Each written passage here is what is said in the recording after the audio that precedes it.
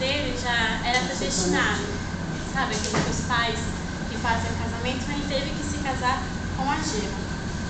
Mas ele sempre amou a Beatriz, sempre todas as suas obras eram inspiradas pela Beatriz e pela dor que ele sentia de estar longe dela. E assim, quando ela morreu, que foi em 1290, não tem uma data exata do nascimento dele, quando ela morreu, a Beatriz, em 1290, ele ficou muito amargurado, tudo, e resolveu estudar. Estudou a filosofia. Que bom, mas todo mundo assim, acha uma decepção, resolveu estudar. Provavelmente é o contrário, né? Ele vai estudar a filosofia latina e religiosa. Por conta desses estudos que ele fez, foi quando ele fez a obra mais importante dele, que é a Divina Comédia.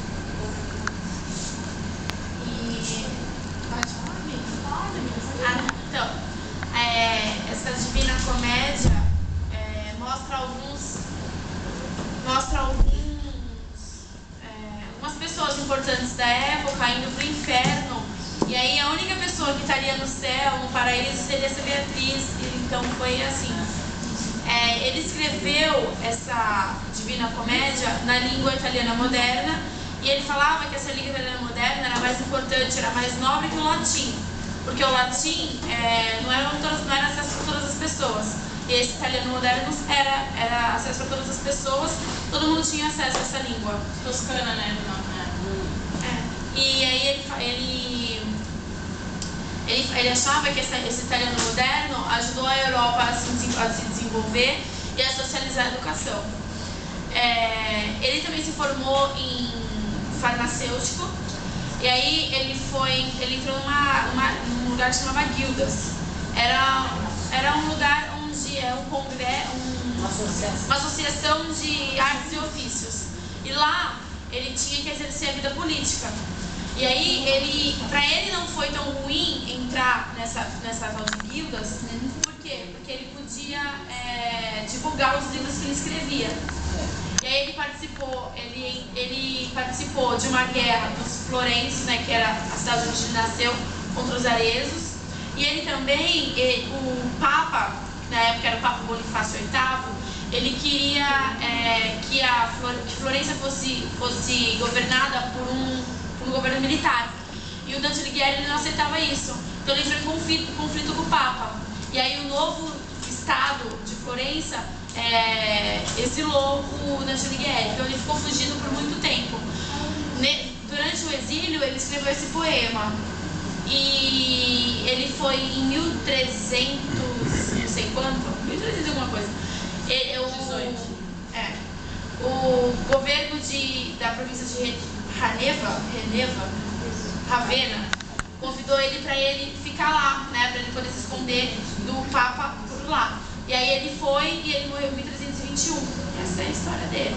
Ele participou também do Conjunto dos 100, que era um grupo que governava Florença, que tinha uns 6 governantes que governavam Florença.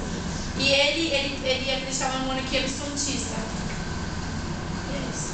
A história toda essa Na carreira militar também, né? Nessa época do Papa, ele primeiro foi na batalha contra os areses, e depois contra o Papa, foi pra lá. Daí foi quando ele teve que ser exilado, foi pra Ravenna. Porque tinha várias, a Itália, né, na época, e o pessoal ainda vai falar da Itália também ali. A Itália, você tem que pensar a Itália saindo, né, o que a gente chama Baixa Idade Média, um mundo ainda feudal, tá? Só que grandes feudos da Itália acabaram se transformando em pequenas repúblicas, né? Então você tem uma parte da Itália que é de terra que a gente chama terra papal, né, que fazia parte das terras da igreja, que quando terminou a época, estou falando que assim ela termina o verso, parte das terras, a maior parte da Europa, né, ficou toda na mão da igreja, quando você chega no final da Idade Média. E uma parte da Itália, que não fazia parte, não era parte das terras papais, se transformaram em pequenas repúblicas, porque a burguesia aí foi muito incentivada, elas enriqueceram, E ou através de guerras, como foi a que ele participou, ou através de compra, porque eles enriqueceram, né, eles acabaram se tornando governantes daquilo que você chamou na Itália de principados. Tá? Então, e quem assumiu normalmente essas repúblicas que se formaram na Itália foram famílias de alta burguesia, que tinham enriquecido. Uma colega ali estava perguntando, vai falar sobre os Médicis. Os Médicis fizeram até papas, né? Mas eles eram de família burguesa, que enriqueceram e dentro da Itália, através de lutas, né, com o Papa, aí conquista um pedaço da terra, ou através de compra, e eles conseguem então ficar com determinados pedaços, formando como se fosse uma cidade-estado grega, antiga, né? Aquela cidade se forma um estado, onde você chama de república, e quem governa então são esses antigos, né? Fica na mão dessa burguesia enriquecida, não é mais da nobreza. A nobreza acabou perdendo a maior parte dessas terras ali dentro da Itália. Então Dante Alighieri faz parte desse contexto da época. E o que você falou e lembrou bem, que relação você tem maior do Dante Alighieri com a educação é justamente por ele ter escrito a primeira obra em língua nacional.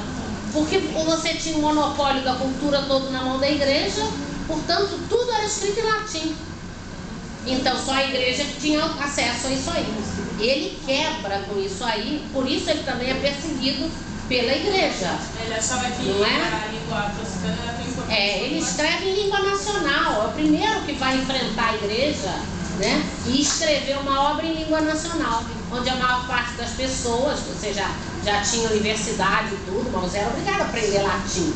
Vai ter um acesso muito maior ao conhecimento quando você escreve em língua nacional. Então, dentro da educação, essa é a importância dele aí. Leia o verso pra gente ver, que verso bonito.